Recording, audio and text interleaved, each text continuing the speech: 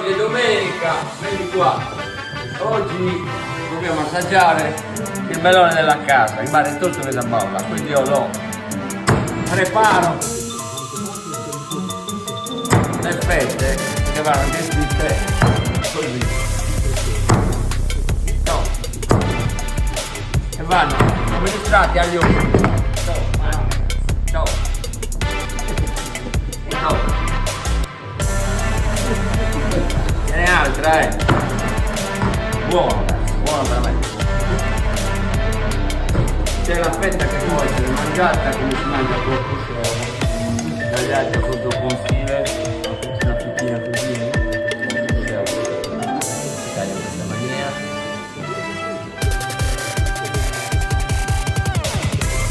Molto top. Poi c'è la fetta che si mangia al prosciutto e al portatore, cazzo ma. E poi come si mangia a uzieri, che non si butta nulla.